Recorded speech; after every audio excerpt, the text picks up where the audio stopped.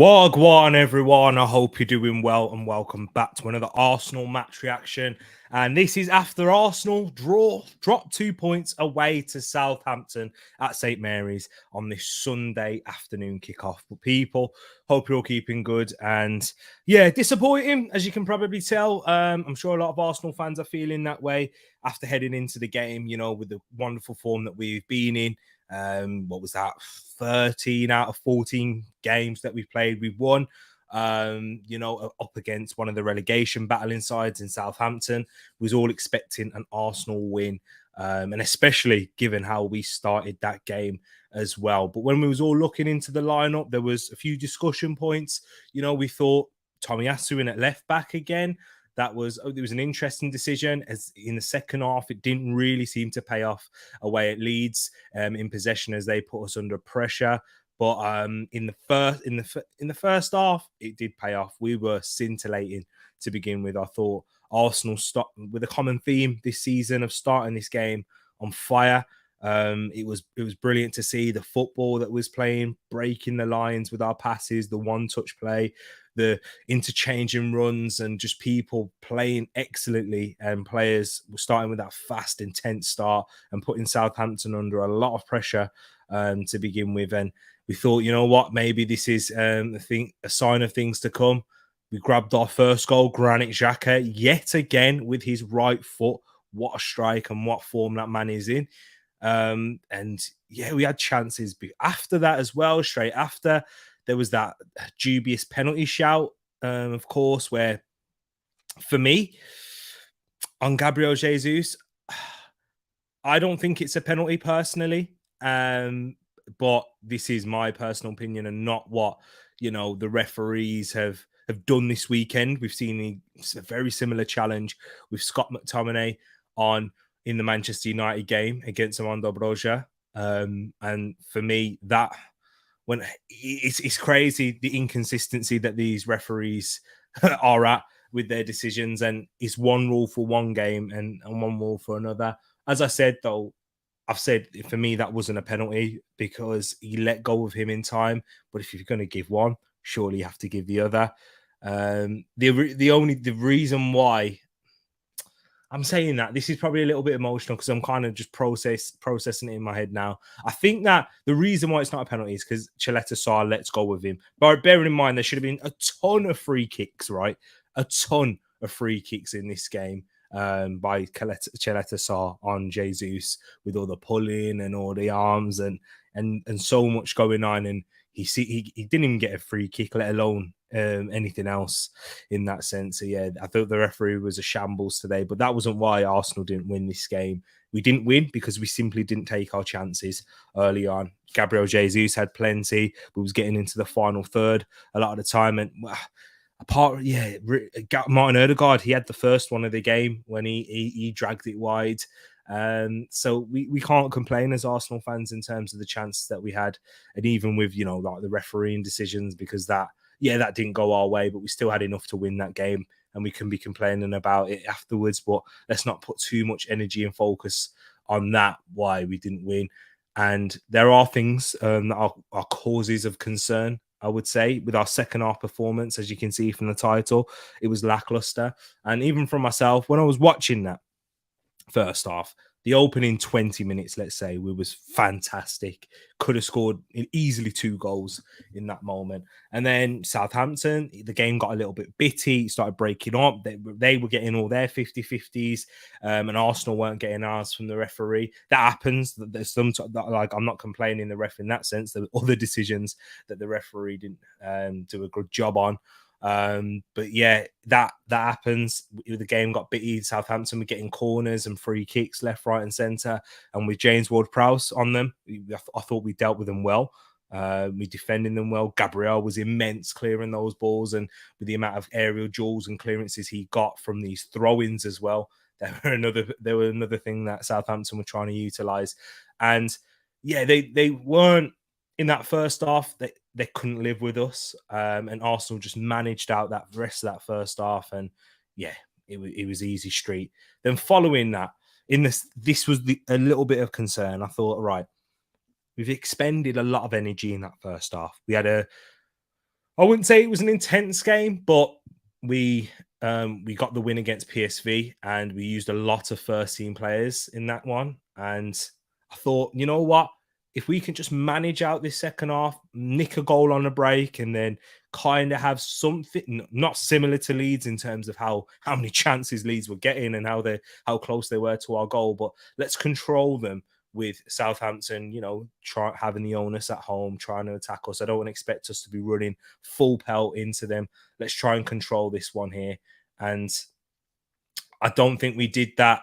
I think we did that to a certain extent, but we did that whilst only being 1-0 in front, and that's always dangerous in football. Mikel Arteta said after the game, in the Premier League, if you don't take your chances and you're only 1-0 up, all it takes is a moment of quality on the other end to break you down, and that's what happened. And when Southampton, as soon as they got that equaliser, to be honest, they looked like they had the more energy about them. And I think that's mainly because they're at home and the fans would have given them that lift. But Arsenal, we did look lethargic, and as a team, and our passes and even our key players in the midfield couldn't string any passes together. Southampton had that extra oomph and that extra vim in their tackles, and they were winning them. And as I said, they're already getting the 50-50s. So it felt like an uphill battle. But even following that, we had chances to score. We was getting into the final third. Arteta made some substitutions. One of them really worked. And this is where we look at Arsenal and we say, right, in these situations, who can we look at off the bench who can make a huge difference? We have had players that have come on so far this season. Against Fulham, and Nketiah was essential. He was amazing at that when we changed our structure and our formation. We kept a similar formation today with our substitutions. I thought Tierney, he was excellent when he came on. He was a live wire, getting into the final third, making runs from deep, questioning the back line of Southampton. But Eddie Nketiah, I think he struggled to get into any real moments and and really tried to put his imprint on the game. And I think that's not mainly to do with Eddie Nketiah, but mainly to do with the midfield getting forward to the strikers. It was interesting to see this Arteta move. Like, we still kept our same shape in this like 4-3-3, or the 2-3, the 2-3, 4-5 up top. But I thought he would have got Jesus and Nketiah closer together into the central areas a bit more, and move, Saka out all the way out to the wide right, and Tierney covering that left side. But we seem to have Nketiah just in front of Tierney on that left wing position, which I didn't think he was going to do that with a substitution, if I'm honest. I thought we was going to see something similar to Fulham. But yeah, we didn't. And yeah, I'd say a draw. Given the fact that you haven't taken your chances, it's a fair result. We can't talk about, we deserve to win in terms of our performance, because we did perform well. We should have scored more goals. But if you don't score the goals, if you don't take your chances, you don't deserve anything then, do you? So, yeah, but those were the main parts of the game. Just as before I go into the individual and talk about some individual players and some good performances, some not so great performances, we've got some questions in here as well. So big up each and every one of you. I can't show them on StreamYard for some reason, but I can see them in here on YouTube. So yeah, I'll definitely get into them. Don't you worry. But let me just run through the chat first, and then we'll go through your questions. Indeed. So make sure you do hit that like button, subscribe if you're new, and yeah, share the stream out to other people so we can get not just an Arsenal community, but on all football fans. And we'll talk about plenty going on. You keep seeing me looking up people. That's because Tottenham are losing to Newcastle by 2-1, but they did half deficit probably about 10-15 minutes ago. So yeah, they are knocking on the door. We've got 20 minutes left to go in there. Come on Newcastle. Chino, big up yourself. But yeah, he's happy. The way these United fans are celebrating an Arsenal draw, people, we've come a long way. We have come a long way indeed. Hey, I know Man United fans love celebrating draws this weekend. Am I right? Or am I right? Big up yourself, Bobby K, as well. Hope you're keeping good. I will be over on his channel at the 3 Spurs Boys with him and his 2 sons as well. So go check that out. We're going to be talking a little bit about football, but most of it is not as well. So come check that out at 7 p.m. UK time, 2 p.m. in Canada. Big up yourself, man. Big up Rush in here as well. Only 1-1 to Southampton. Geez, didn't see the score until now. I can't say much. Man United, then yeah, 0-0 to Huddersfield. Exactly a weekend of draws, but I hope you're keeping good, G Staffy. Hope you're well. Nice seeing you in here. Xhaka scored FPL points at least. Exactly, Ed. Indeed. Come on, Newcastle. Don't let Tottenham score another goal. Big up yourself, Ilias. Hope yeah, I know, right? Newcastle on the break here. And Joe Linton. Bit too slow there, but they look like they will score another. I will get into it. Don't you worry, Rich. Big up yourself. And Chino says Spurs are so dead. Indeed, they are. But you know how Spurs are. They might actually nick an equaliser if Newcastle don't take one of these chances on the counter attack. But yeah, let me go into the questions now. They're not over here. They won't let me bring them up live on here, so that's a bit frustrating. But Rich, I can see his question here. He says, thoughts on the premise that Jesus is the Samba and Nketiah? Of course, a lot of these people are like bantering, talking about Jesus, but we got to be honest, he wasn't great today. Gabriel Jesus, he wasn't great at all. He was arguably, even when we was playing our best, the one player that wasn't quite at the level as we started this game, and when the game got tough, he was anonymous. And this is where this is where I will say and criticize Arteta in this sense, in that I think that he should be playing Eddie Nketiah at the moment, and Eddie Nketiah should be starting in the next game, at the next home game against Forest up front. I do believe that. You know what? I'd probably start Nketiah away at Eindhoven if he has a good performance in that. And he shows a little bit of promise, not even necessarily scoring, just has a good team performance and links up well and adds a dynamic to our team and stretches that PSV backline. Then what I'm doing, I'm taking him off at about 70th minute and bringing on Gabriel Jesus. And I would give Eddie Nketiah a chance in the next home game against Forest, because that's what we got to try and do. And if we are going to get to that level, we are wanting to that, we have to be doing this on meritocracy. We saw Tomiyasu start at left back today, and that was based on meritocracy as well, because we won against Leeds. It was, of course, even before that, he was excellent against Mo Salah and Kieran Tierney. He's another one that's knocking on that door. After he came on, he made a difference, I thought. He was one of our better players in that sense. So for me, Gabriel Jesus, he's looking jaded. He's not very confident in front of goal at all. I think he's a very streaky player in that sense, Jesus, in how he scores his goals. And this is what happened at Manchester City. So it's nothing new for Arsenal in that sense. I absolutely love Gabriel Jesus for what he brings to our team and how he holds up play, links up well. Should have got way more free kicks than he did. He's an excellent footballer, Gabriel Jesus. But in front of goal, he should have taken at least one of those chances, indeed. So, yeah, just something to talk about in terms of Gabriel Jesus. And I would, just give him, if you want to get this sense of competition for places, and if you want to give Eddie Nketiah the opportunity and the chance, like he did last season, and he took it, you've got to give him that start. And then when we go to Chelsea away, of course, then there's going to be a question. There's going to be a debate point right there. And then it'll be an interesting dilemma. But of course, it's easier said than done whilst I'm sitting in this chair and in this hot seat.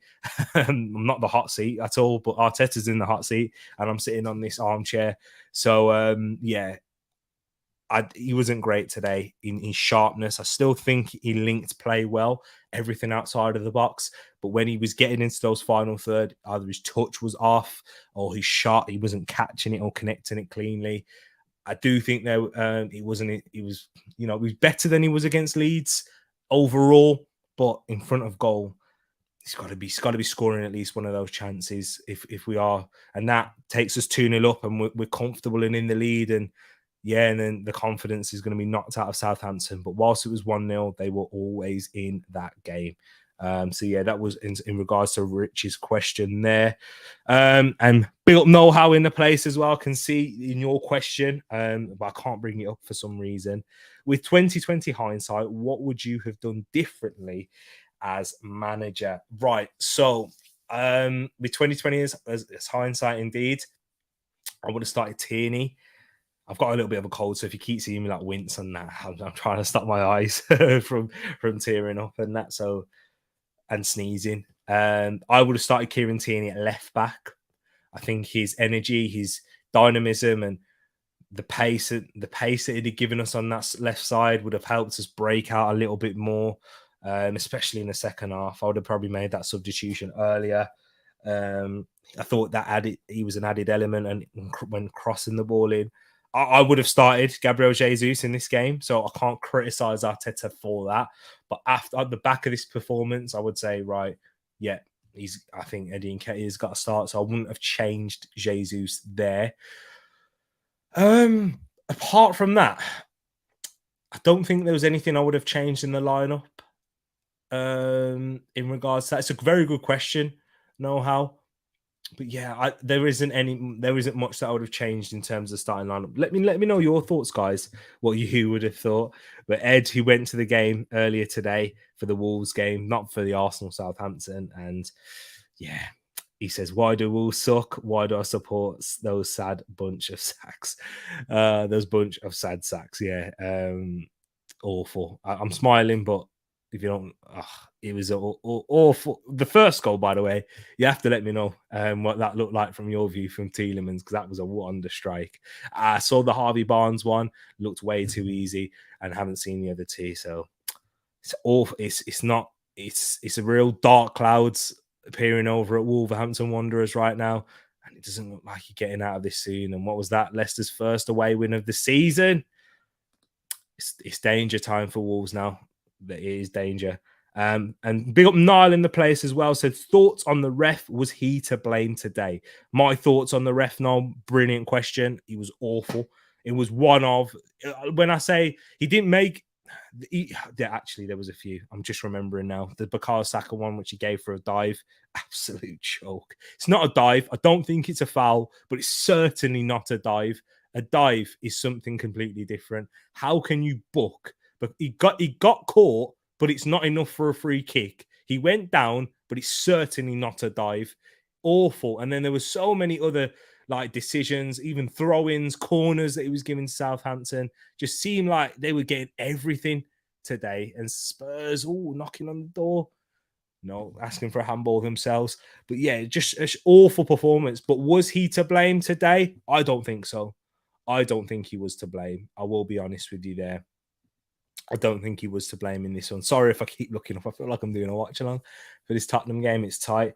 So yeah. No, I don't think he was to blame. There was chances. We could have went 2-0 up, and that was costly in the end. Let's have a look. Good evening to yourself as well, Errol. Hope you're keeping good. Hope you're keeping well. Nice seeing you in here. I did tell everyone that Jay-Z would start off good, but then he will go missing. Yeah, I wouldn't say like he's gonna go missing now for the entire season. This is just what happens with players, though, isn't it, Errol? Like he's gone through 2 games now. He should have scored against PSV. He was much better against PSV, but 2 Premier League games now where he hasn't, like, I know he hasn't scored in a few, but in terms of his performance and what we require from him, he was very good against Liverpool. He was excellent against Liverpool, shall I say? But yeah, it's just a period. It's hard to really say that he's going to go missing now because he might just pop up and score in the next game. He's a very streaky striker. There's not many strikers in the world out there who score on a regular basis. And Haaland coming into the Premier League, I think that may have kind of altered our view on strikers in a sense, and how many goals they should be scoring and the rate that they should be scoring at. Jesus, I think his absolute ceiling as a player right now is 20 goals, 20 Premier League goals in a season. I predicted 10 to 15, and I was looking towards that higher mark, so maybe about 13 goals for Jesus. I think that would be excellent. if he got that for Arsenal because of what he gives for us in a different sense. He's not just a goal scorer. He holds the ball up well. He gets a few assists and he brings our attackers and he gets the best out of a lot of our attackers as well. So I do see the good in Jesus, but I don't think he was doing those things as well today in terms of getting our attackers into better positions. And when he was in those areas, you just have to score them. And I know it sounds crazy to say this, but I actually have more confidence in Eddie Nketiah in those goal scoring situations to put the ball in the back of the net because he is a goal scorer and he has been throughout his time in the youth ranks for Arsenal and England, and the spells that we've seen Eddie Nketiah. We may have criticised him about other elements of his game in terms of his hold up, which I all think they're improving. They're not on the level of Jesus yet, but there's one thing you can't question Eddie Nketiah is his ability to score goals because he can put them in the back of the net, and he's very good at that. Big up yourself as well here, Mohammed. This is just myself on the match reaction today. But yeah, I will do a call-in show soon, brother. And yeah, I'll get the link out for you then. So yeah, stay tuned and just pop into the stream and ask that question. And yeah, and I'll let you come on in a later date. Fads, what do you think of Tottenham? I will say that once the game is finished because I don't want to speak too soon. Still 2-1 Newcastle with 10 minutes left to play. Thanks for ensuring our performance wasn't the worst of the weekend. Oh man, that Calvert-Lewin, what he did to Mark Gay, that was rude. That was rude. King, big up yourself, my brother. My co-host on the Arsenal show as well says, is the lack of depth in attack catching up on us? Right, I do think so. Yes, Arteta, this is what he wanted before Mohamed El-Neni got injured. Indeed, it was. We were looking at a winger. We was looking at a wide forward when our links with Ruben Neto and Mykhailo Mudryk were being banded around. But then El-Neni picked up that injury and our attention shifted late on towards a midfielder, given the necessity of not just El-Neni injured at the time, but it was Thomas Partey too. And we didn't know the extent of how bad that thigh injury would be. So, yeah, I do think it is catching up on us, King. With Martinelli, with Jesus, with Saka, towards the end of that game, they looked lethargic. Saka wasn't great in the second half. He was brilliant in the first. And they did seem really tired. And we are. I also think, though, King, the fact that Emil Smith-Rowe, he being injured is massive and it's hindering us. We didn't get a right winger in. Marquinhos, I said this earlier on, even after he had a great performance against Zurich. Guys, he's not ready to be coming into the Premier League and coming into these scenarios, unfortunately. Not yet. He's not. Yes, he's been very good for the under-21s and he's had a good performance against Zurich in the Europa League, but in the Premier League, it is different. This league is different, man. We've seen this on this weekend. There's been plenty of results that you wouldn't expect. Nottingham Forest, bottom of the table, go and beat Liverpool and make it look easy. Well, not easy, but you know they've got to look at that. As Shay says there, we've got them next. No easy games, especially away from home. Especially away from home in the Premier League. I expect us to beat Forest next because we are at home. But I'm thinking in terms of the long term, we need to rotate against PSV because back to King's question, that forward line, players have been travelling. They have been playing in the Europa League. Our first team, Saka, played a lot of games. Arteta spoke about it. And I actually agree with him in the sense that, if you're going to want these players to hit a certain level, they're going to have to play 70 plus games a season and play when fit. Because if those are the team players that you're going to be paying a certain amount of money, let's not Ozil the situation and let them pick and choose when they want to play. Because we're paying you this amount of money, you have to play in all these games. Otherwise, you don't have that responsibility. Then tough. Then you can't earn that sort of money. Do you know what I'm saying, guys? So yeah, for me today, I do think that is one of those moments where we needed to refresh our attacking front line. And that's one thing when you talk about Manchester City, they have depth in that area of that pitch, in numbers, who can play up front, who can play alongside Haaland in that sense. with Grealish. He started, Foden dropped down to the bench. Mahrez started yesterday, and then Gundogan can come in and add in that midfield and give him creativity and goals. They've got Julian Alvarez. They've got numbers in there, and if you do think Arsenal can compete for a title, that's what you're going to look at Manchester City. You can score a goal at like a whim, it seems like. So that's the difference. That's the level between us and them. That is the goals, and we certainly do need to have more depth in there with players coming back. And I said it in the last Arsenal show, I would sign an attacker, and you agreed. In fact, King, more than a midfielder, especially when Mohamed El Neni comes back. You're welcome. We miss ESR a lot, but he's the only X factor for the front trio. Exactly. Eddie is hot and cold. Still think we need an option in January. My only defense, what I would say for Edward Nketiah is he's not started a game in the Premier League up front. He's not started one game. And it's hard to judge players coming off of the bench, because if we're going to talk about players coming off the bench, I thought Fabio Vieira, that wasn't a great substitution by Arteta. And Fabio Vieira, he was awful, if we're going to be quite frank, off the bench. And Ødegaard, I thought he was one of our dangerous players, one of our danger men. He scored with that, goal that was disallowed because of the ball going out of play, which it did. But yeah, you are right, King, and this is the worry that we have going forward. But when I've also mentioned, right, when people think that Arsenal, the World Cup international break, it's going to be a massive hindrance for you. Maybe not. Maybe look at it in the sense of this World Cup break will give us and our players the break and get us closer to this January window with a lot of games not being played in between that. So if we can, I'm not even looking at levels of performance throughout 90 minutes. I'm looking to get to score you goals, score 2 goals against Forest, control the game, stink the place out, and move on. Manage your intensity levels. That's what we need to do. Manage our energy levels whilst we're playing the game. If we can do that, like we can do away at Bodo Glimt, and we didn't do it against Leeds. That was much more fortune rather than control.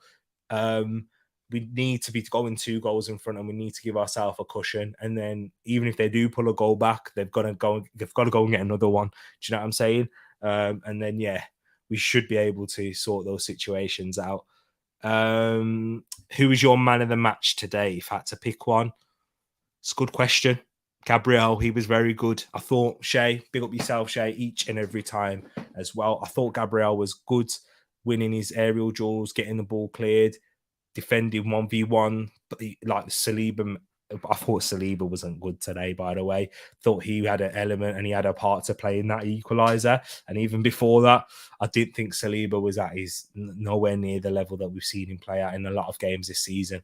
So, but people aren't going to really talk about that though, because the scapegoat is Gabriel. Unfortunately, I'm not here to, this Saliba, you're this, you're that. I'm not here to do that. But I'm just being honest. He didn't have a good game today. We know he's very good. We know the level he can play at. So it's one of those situations, man.